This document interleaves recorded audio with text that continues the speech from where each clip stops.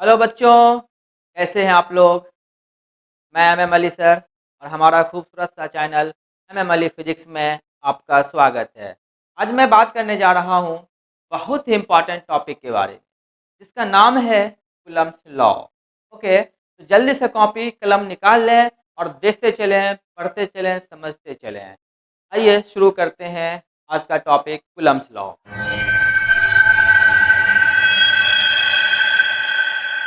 Coulomb's law क्या होता है? कूलम्ब्स लॉ आप इसमें देख रहे होंगे, दो वर्ड है, एक है कूलम्ब्स, दूसरा है लॉ। कूलम्ब एक वैज्ञानिक है, एक साइंटिस्ट है, जिन्होंने एक लॉ दिया जिसे हम कूलम्ब्स लॉ के नाम से जानते हैं। और ये लॉ कहीं और नहीं, इलेक्ट्रिक चार्ज के अंदर दिया, इलेक्ट्रोस्टैटिक्स में दिया। तो चार्ज से रिलेटेड इन्होंने लॉ दिया। तो वो लॉ क्या है? आइए उसको देखते हैं, सीखते हैं। उन्होंने सबसे पहला काम क्या किया?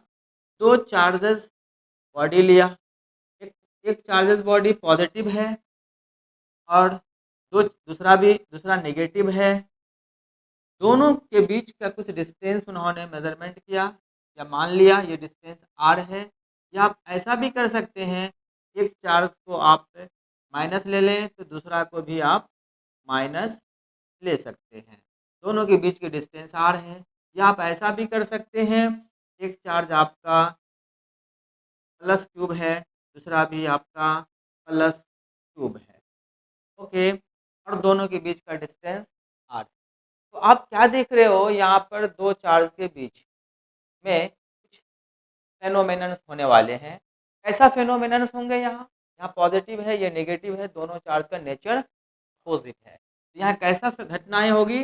यहाँ अट्रैक्शन का फोर्स काम करेगा। आपने इससे पहले प्रॉपर्टीज ऑफ इलेक्ट्रिक चार्ज पढ़ा होगा, वहाँ आपने इस बातों को देखा होगा। पॉजिटिव नेगेटिव चार्ज के बीच में क्या होगा? अट्रैक्शन होगा, दोनों एक दूसरे के करीब आएगा, तो अट्रैक्शन का फोर्स काम करेगा। यहाँ क्या होगा? दोनों का नेचर सेम है, तो यहाँ रिपल्शन का फोर्स काम करेगा। तो कैसा फोर्स होगा? रिपल्सिव फोर्स होगा। और यहाँ कैसा फोर्स होगा? यहाँ भी रिपल्सन का ही फोर्स काम करेगा, क्योंकि दोनों फोर्स का नेचर सेम है, पॉजिटिव पॉजिटिव नेचर का है इसीलिए। और दोनों के बीच की डिस्टेंस हमने क्या मान लिया? आर। आप आर माने, एक्स माने, ए माने, वो आप पे डिपेंड करता है। ओके, अब ये डेफिनेशन कैसे बनेगा? कूलम्ब साहब ने इसको कैसे एक्सप्लेन किए? तो आइए इस बात को समझते हैं थोड़ा। तो यहाँ फोर्स ऑफ अट्रैक्शन है, यहाँ फोर्स ऑफ रिपल्शन है। तो आप कह सकते हैं द फोर्स ऑफ अट्रैक्शन या repulsion between between two charges body, दो चार्जेस बॉडी के बीच, है ना। फोर्स ऑफ अट्रैक्शन या repulsion between two charges body is directly proportional to the, वो क्या होता है बच्चों? फोर्स ऑफ अट्रैक्शन या repulsion between two charges body is directly proportional to the magnitude of product of its charges and inversely proportional to the square of distance between them. यही है coulomb का law. बहुत ही आसान तरीके से मैंने इसे बताया। आप इस दो फार्मूला को, दोनों बातों को समझ लें। आप डेफिनेशन खुद से लिख लें, रटना नहीं है एक भी पॉइंट को, हर पॉइंट को एकदम समझ समझ के चलें, आगे बढ़ते चलें। इसका डेफिनेशन क्या होगा? आइए लिखिए। The force the force of attraction and ripple the force of attraction and repulsion between two charges body is directly proportional to directly proportional to the magnitude of product of its charges and inversely proportional to the square of distance between them। बिल्कुल ये एक shortcut definition है, इसको बिल्कुल समझने की कोशिश कीजिए। मैंने क्या लिखा? The force of attraction and repulsion, attraction हो या रिपल्शन का फोर्स हो, बिटवीन कहाँ टू चार्जेस, दो चार्जेस कैसे क्या होना चाहिए, बॉडी है, जैसा कि अगर मैं कहूँ ये दो चार्जेस बॉडी हमारे पास, अट्रैक्शन या repulsion that is F is force of attraction या रिपल्सन बिटवीन किसके बीच, दो चार्जेस बॉडी के बीच, is directly proportional to the magnitude of, देखिए directly proportional to the magnitude of, ये मैग्नीट्यूड हो गया, magnitude of product of, product किसका, इट्स चार्जेस, जो हमारे पास चार्ज है Q1 और Q2, इन दोनों चार्जेस के, and inversely proportional to the square of distance between them, और क्या, इन दोनों के inversely proportional to the square of distance between them. ये दो इक्वेशन है, बिल्कुल ये कैप्सूल है बाबा अली का, इसको आप खा जाए निगल जाए बिना पानी का, ये बिल्कुल याद हो जाएगा, याद करना नहीं है, रटना नहीं है। ओके, अब जब इन दोनों इक्वेशन को अगर मैं एक साथ करूं तो क्या मुझे मिलेगा, Q1 इंटू क्यू टू ऊपर रहेगा, नीचे क्या आएगा, आर स्क्वायर हो जाएगा। अब थोड़ा सा ध्यान दीजिएगा कि अगर मैं इस प्रोपोर्शनलिटी को हटाता हूँ तो एक कांस्टेंट को लाना पड़ेगा, वो कांस्टेंट कौन आया, के फॉर्म में आया। अब ये के क्या है, इस बात को भी तो समझना पड़ेगा ना, बिल्कुल एक एक पॉइंट आपको मैं समझाऊंगा, ध्यान दीजिएगा। ओके, तो इस प्रकार ये आपका फाइनल फार्मूला निकल के आ गया, किसका, कूलम्स लॉ का, F is equal to K into Q one into Q two बट्टे आर स्क्वायर। ओके, अब थोड़ा सा ध्यान दीजिएगा, ये क्या है, ये एक कांस्टेंट है, वेयर हम कह सकते हैं, वेयर वेयर ये क्या है, तो प्रोपोर्शनलिटी कांस्टेंट, ये क्या है, ये प्रोपोर्शनलिटी कांस्टेंट है, या आप इसे फोर्स कांस्टेंट भी कह सकते हैं, या आप इसे कूलम्स कांस्टेंट भी कह सकते हैं। ठीक, अब बात ये होती है, अगर मैं पहला केस नंबर वन में बात करूँ, केस वन में अगर मैं बात करूँ कि in free space, free space, free space का मतलब क्या, एयर या वैक्यूम, एयर या वैक्यूम, अगर मैं फ्री स्पेस की बात किया तो फ्री स्पेस में के का क्या वैल्यू होता है, के का वैल्यू होता है 1/4 पाई एप्सिलॉन नॉट। ओके, अभी यहाँ पर इसका एक कांस्टेंट वैल्यू है, वो कितना है, तो 9 × 10⁻⁹ न्यूटन मीटर स्क्वायर पर कूलम स्क्वायर। ओके, के जगह पे आप ये भी लिख सकते हैं, या के का न्यूमेरिकल वैल्यू आप ये लिख सकते हैं, बिल्कुल। अब हम जब भी सवाल सॉल्व करेंगे हम इसी फॉर्मूला के जगह पे हम ये वैल्यू को पुट करेंगे। इस प्रकार आपका जो फाइनल रिजल्ट आता है F is equal to 1/4 pi epsilon naught into mod of Q1 into Q2 बट्टे आर स्क्वायर, ये हुआ आपका एक फाइनल फार्मूला। आप यहाँ भी छोड़ सकते हैं, आप यहाँ भी छोड़ सकते हैं, है ना, यहाँ भी ये भी लिख सकते हैं, या आप इसके जगह पे ये भी लिख सकते हैं। ठीक है, ये हुआ हमारे फ्री स्पेस के लिए। फ्री स्पेस में जब हम बात करेंगे तो हमारा formula 1/4 pi not into Q1 into Q2 बटे आर स्क्वायर। जल्दी से स्क्रीन पॉज करके लिखें। ओके, चलिए आइए आगे देखते हैं। बिल्कुल याद रखिएगा, F is equal to K into Q one into Q two बटे आर स्क्वायर, या F is equal to 1/4 pi epsilon naught into Q1 into Q2 बटे आर स्क्वायर, ये हमारा फार्मूला हुआ कूलम्स लॉ का, कब, ये फ्री स्पेस के लिए। ओके, चलिए अब हम बात करते हैं केस नंबर टू की। केस नंबर टू का, केस वन में आपने क्या देखा, ये अगर हम कहें कि इन मीडियम, कहाँ बात करूँ, मीडियम के अंदर, मीडियम समझ गए ना, हाँ, किसी माध्यम में वाटर हो, आयरन हो, कोई मेटल हो, है ना, तो क्या होगा, इसमें ये जो के है ना, के की जगह पे लिखा जाएगा 1/4 पाई एप्सिलॉन, एप्सिलॉन नॉट नहीं, एप्सिलॉन। ठीक है, ये हो गया के का जगह पे। तो इस प्रकार इसलिए हम लोग F is equal to medium के अंदर क्या फार्मूला बन जाएगा, 1/4 pi epsilon into Q1 into Q2 divided by R square, ये हुआ आपका फार्मूला। या आप इसको यूँ भी लिख सकते हो, और F is equal to 1/4 pi epsilon R into epsilon naught. अब आप सोच रहे हो ये कहाँ से आ गया, है ना, आप बच्चे सोच रहे होंगे कि सर ये कहाँ से आप लिख दिए, है ना, ये देखिए, अब इसके बारे में थोड़ा सा गौर कीजिएगा। कि हम लोग पढ़ेंगे रिलेटिव परमिटिविटी के बारे में। अब ये रिलेटिव परमिटिविटी यही है हमारा एप्सिलॉन आर। ये होता है epsilon R is equal to epsilon बटे एप्सिलॉन नॉट। ये हो गया तो कहते हैं हम लोग परमिटिविटी इन मीडियम। हाँ, कहते हैं हम लोग इसको मीडियम, इसको कहते हैं हम लोग परमिटिविटी इन फ्री स्पेस। मतलब क्या? The ratio of permittivity in medium to the permittivity in free space is known as relative permittivity. बिल्कुल इसको किसी जगह आराम मतलब लिख दें बढ़िया से, है ना। ये बहुत काम आने वाला है आगे चल करके। ओके, इस प्रकार हम लोगों ने क्या देखा बच्चों? रिलेटिव परमिटिविटी देखा। और ये इसी को थोड़ा सा अगर मैं आगे बढ़ाऊँ, epsilon is equal to epsilon R into epsilon naught आएगा ना? बिल्कुल आएगा, क्रॉस मल्टीप्लाई करके इसको। ठीक, मैं यहाँ पे क्या डाल दिया? Epsilon R into epsilon not.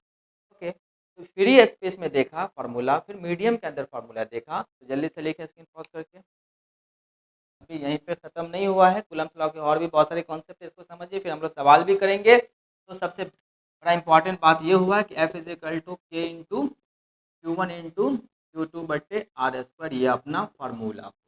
या इसी फार्मूला को फ्री स्पेस में अगर मैं बात करूँ तो 1/4 naught into Q one into Q two बटे आर स्क्वायर। बिल्कुल लिख लें इसको। अब देखिए, मैं इस पर चर्चा करता हूँ। सबसे पहली बात, ये जो है ना, ये क्या है? कांस्टेंट है, जो आपने पहले देख चुका है, मैं लिख चुका हूँ। लेकिन के का जो वैल्यू होता है, जो कि आपने देखा 9 न्यूटन मीटर पर कूलम स्क्वायर, है ना। ये प्रोपोर्शनलिटी कांस्टेंट है।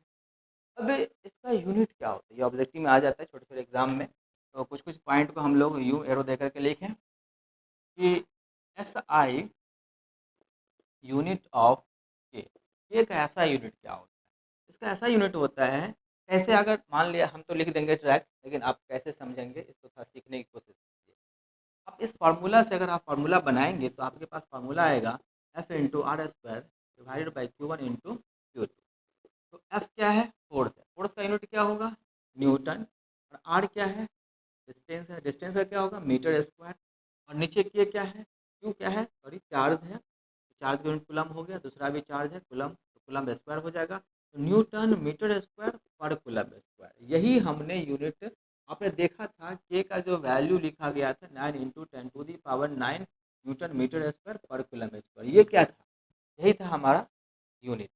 ठीक है, तो बिल्कुल इसको याद रखिएगा। एक तो हमने ये सीखा है ऐसा यूनिट क्या होता है के का। अगर मैं बात करूं डायमेंशन की, डायमेंशनल फार्मूला ऑफ के का डायमेंशन फार्मूला क्या होगा? बस यहाँ से हम लोग निकालेंगे, रटना नहीं है कभी भी। यूनिट और डायमेंशन फार्मूला को रटना नहीं है। तो आइए इसको भी सीखते हैं हम लोग। ये एन क्या है? एन है न्यूटन। तो न्यूटन किसका यूनिट है? फोर्स का। तो फोर्स का डायमेंशन फार्मूला mL/-2। एम क्या है? मीटर। मीटर किसका यूनिट है? डिस्टेंस का। तो डिस्टेंस का डायमेंशन फार्मूला L2 है, तो 2 डाल दीजिए। चार्ज क्या होता है? 80 होता है, तो पावर भी डाल दीजिए। -2 है तो -2 हमने डाल दिया। अब सोच रहे हो सर ये कैसे आ गया 80? तो इसके बारे में भी मैं बताऊंगा आपको, ध्यान दीजिएगा। आपने करंट इलेक्ट्रिसिटी पढ़ा होगा। करंट इलेक्ट्रिसिटी में I बराबर Q बटे T पढ़ा होगा। तो Q बराबर क्या होता है? IT। तो Q चार्ज है, चार्ज का डायमेंशन लिखूँ तो क्या लिखेंगे? I करंट है, करंट का एम्पियर होगा, और टाइम का क्या होगा? टी। तो इस प्रकार ये डायमेंशन हो गया चार्ज का। तो इस प्रकार हमने लिखा 80 और पावर में -2 था, तो -2 लिखा। इज इक्वल टू, आगे बढ़ाइए तो mL2 mL3 टी का पावर -4 ए का पावर -2। तो बिल्कुल इसको रटना नहीं है, बिल्कुल इसको समझना है। और अच्छे से तरीके से हम लोगों ने के बारे में सीखा कि के जो है क्या है, के यूनिट क्या होता है, के का डायमेंशन फार्मूला क्या होता है। थोड़ा सा और आगे बढ़ते हैं हम लोग। ये देखिए, ये क्या है? Epsilon not. एप्सिलॉन नॉट है क्या? अभी थोड़ा इसके बारे में समझते हैं, इसका क्या वैल्यू होता है। आइए इसको भी सीखते हैं। एकदम रटना नहीं है, एक भी पॉइंट को रटना नहीं है बच्चों, बिल्कुल समझते चले। अब हम बात करते हैं एप्सिलॉन नॉट के बारे में। ये क्या है? Epsilon naught. ये एप्सिलॉन नॉट पढ़ा जाता है, लेकिन इसे कहा क्या जाता है? This is called absolute electric permittivity in free space. बिल्कुल ध्यान दीजिए, एप्सिलॉन एप्सिलॉन नॉट पढ़ा जाता है, कहा क्या जाता है, absolute electric permittivity in free space. इसका वैल्यू क्या होता है, वैल्यू ऑफ एप्सिलॉन नॉट क्या होता है, तो 8.85 10 to the power -12 coulomb square पर न्यूटन पर मीटर स्क्वायर। ओके, अगला पॉइंट है इसका डायमेंशनल फार्मूला क्या होता है, ये याद रखिएगा, है ना। इसका डायमेंशन क्या होता है, dimensional formula of epsilon not. बिल्कुल बेसिक बेसिक चीज बता रहा हूँ, एक एक पॉइंट को अच्छे से समझने की कोशिश करें, ठीक है। हाँ, इसका डायमेंशन फार्मूला क्या होगा, कुछ भी नहीं सर, एक चीज और ध्यान दोगे, इसका वैल्यू तो पहले देखें, डायमेंशन से पहले इसका यूनिट देख लेते हैं हम लोग, है ना। S I unit of epsilon not क्या होगा, तो ये जो आपको दिख रहा है ना, यही है एस आई यूनिट, है ना। आप यहाँ से भी निकाल सकते हैं, के बराबर जो होता है इतना वैल्यू, यहाँ से भी आप निकाल सकते हो। क्या है, कूलम स्क्वायर पर न्यूटन पर मीटर स्क्वायर। एक चीज शॉर्ट ट्रिक समझिएगा, ये का ऐसा यूनिट क्या था, न्यूटन मीटर स्क्वायर पर कूलम स्क्वायर। इसका क्या हो गया, कूलम स्क्वायर पर न्यूटन पर मीटर स्क्वायर, जस्ट अपोजिट है। कैसे, तो यहाँ क्या था, कूलम्ब स्क्वायर माइनस में 2 था, यहाँ प्लस में 2 आ गया, यहाँ पावर प्लस में 1 है, यहाँ माइनस में 1 आया, यहाँ एम पावर प्लस में है, यहाँ एम का पावर माइनस में आ गया, जस्ट इनवर्स। बिल्कुल, अगर ये याद हो जाता है इसका यूनिट, तो इसका यूनिट आप आसानी से याद कर सकते हैं बच्चों। चलिए आगे बढ़िए, और भी कुछ सिखाता हूँ। अब इसका डायमेंशन की अगर मैं बात करूं कि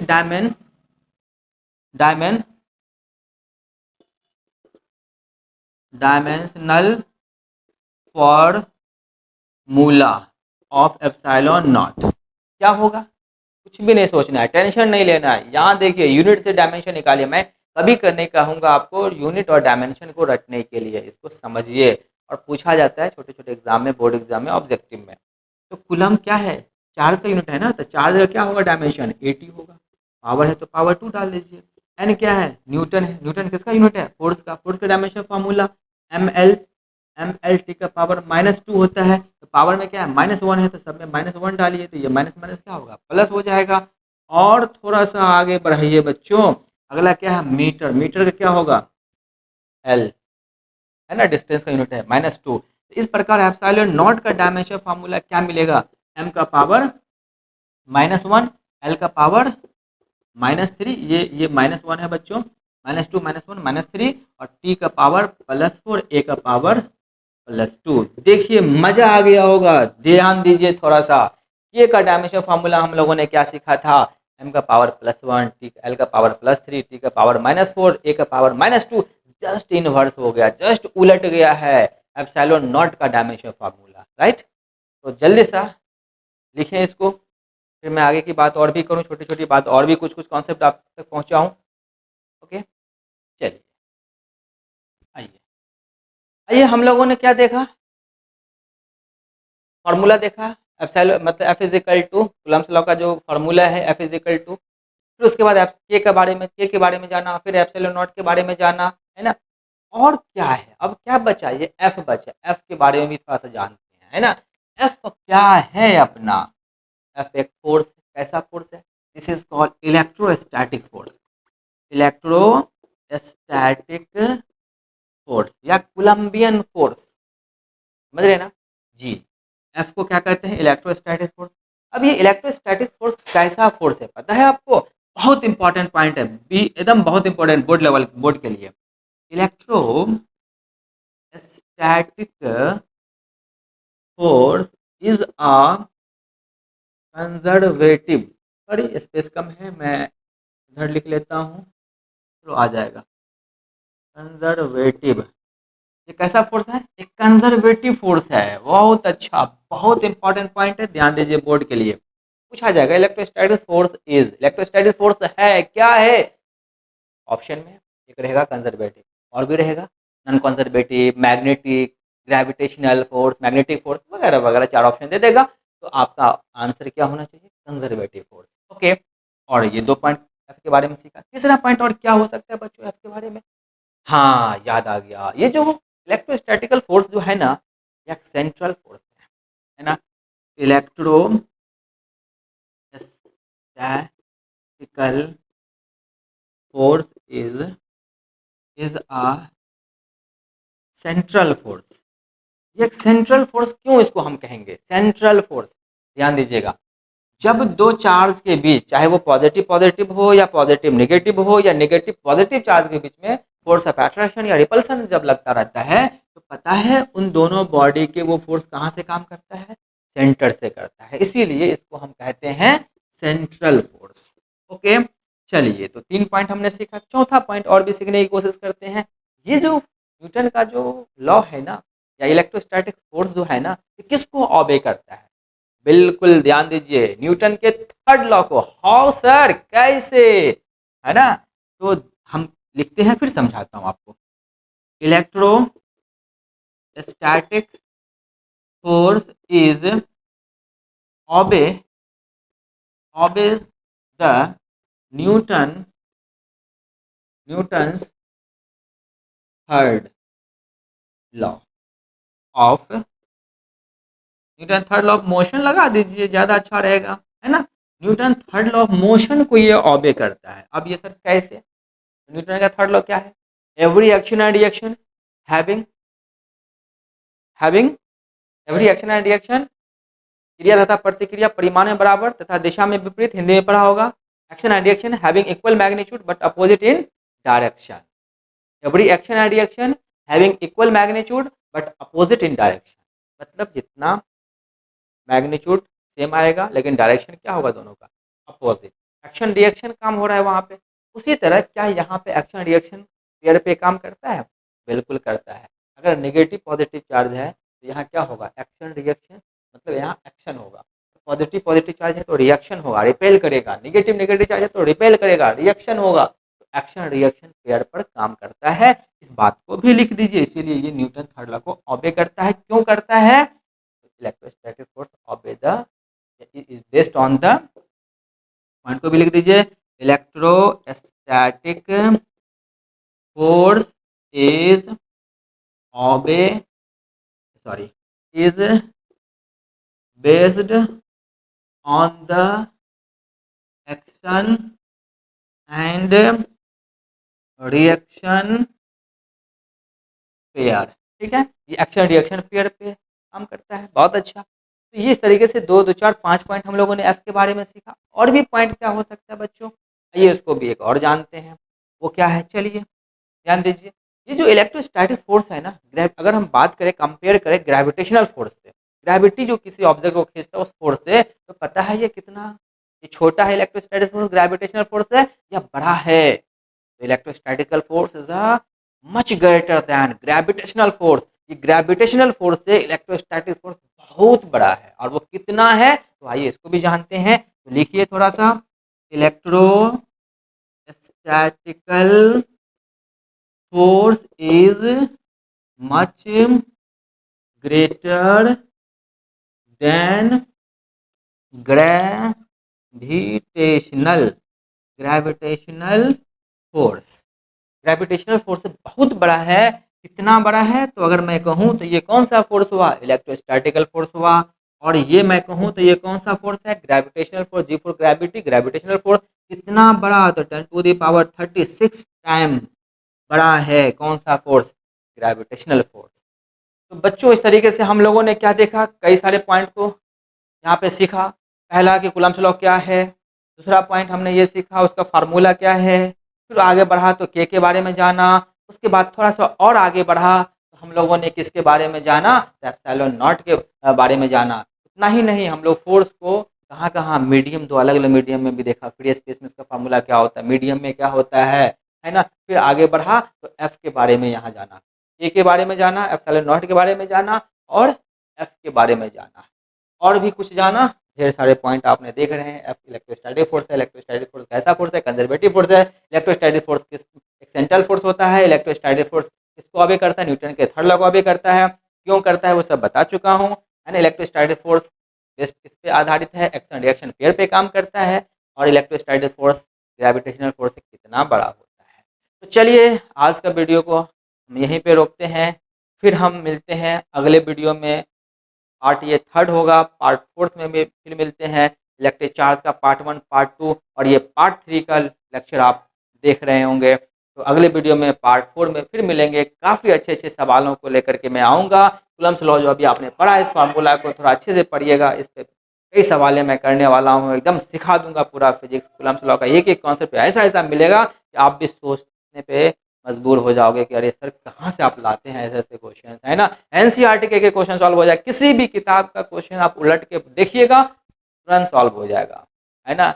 okay, best of luck, when I meet you next video.